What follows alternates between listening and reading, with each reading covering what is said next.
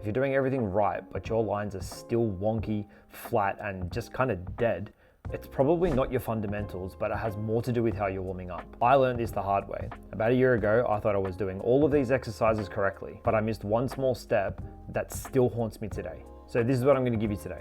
I'm going to give you my warm-up routine that I use every single session to make sure that these bad habits don't stick, because sometimes your brain actually does understand these fundamentals, but your hand won't comply. One of these exercises is borderline embarrassing for me to show you, but I think it's important that every beginner needs to see it, because you see the experts do it and it is so much better than what reality actually is. This first one you definitely saw coming, but I do it a little bit differently. I've put a little bit of a twist on it to really benefit how I go about constructing these when it comes to actually drawing. So when I first started, I saw everywhere that you had to be filling pages and pages filled with circles. And my thought was that smash out a whole page and move on to whatever you're doing next. I kind of just did it without even thinking. And that was my first big mistake, because these are not about speed, they're all about control. So when you were doing these, you are going to be focusing on using your whole arm to create these circles. You're not using your wrist or your fingertips, because you're going to end up with things that look like this. Okay, and they look so stiff. My thinking while I'm doing this is I am ghosting a line. My arm is moving in a motion before I place the pen down. And you're going to get that really nice tapered line as it flows in and out of the circle. Now what you're going to do is you're going to start to fill all those gaps with big, small circles, but you're always using that elbow and your shoulder to make it happen. But I like to take it to the next step by really thinking about, can I construct a circle with intention? So I'll find a circle and I'm going to try and match it. And what I'll find is that you get instant feedback on, if I were to construct a circle of a specific size, I'm actually able to do it. The next one you're going to do is you're going to put a whole lot of dots all over the page. You are going to join them all together and you're going to practice doing a very flowing straight line.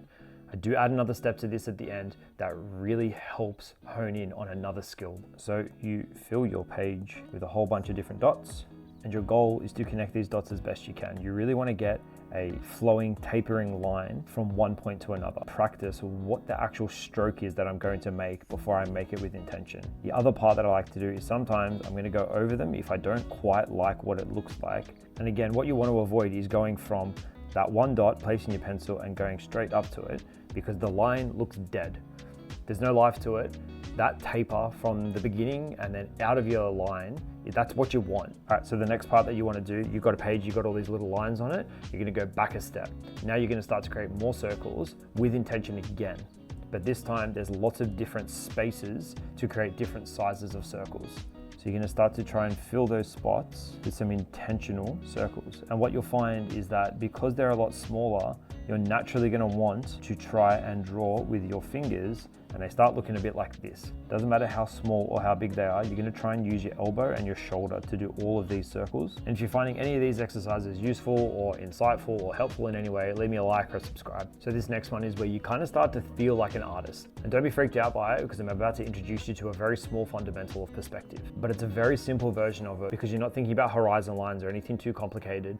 You are really only thinking about vanishing points, and you're not plotting them. This is all about building that intuitive sense of perspective and trying to train in a muscle memory so that perspective becomes a second nature. I'm thinking about perspective and how to make these planes look correct. But what I found is that as I was doing these exercises and trying to create just planes in space that follow a perspective, this is what I would start to do. I wouldn't be thinking about my lines anymore, because I'm thinking about perspective and trying to get these lines to converge to a vanishing point, and everything goes out the window. So what you really need to do is be conscious of both of those things. Can I create a plane that follows in perspective and the lines converge, but can I also keep those flowing lines that I just practiced in a previous activity? So you're now thinking of ghosting the lines in just as you did previously, and seeing if you can get those converging lines to create some planes that look like they're floating in 3D space. You don't need many of them. You just want to start moving them in a way that feels like they are converging to a consistent vanishing point. The first time I did this, I realized that this is where your bad habits start to creep in.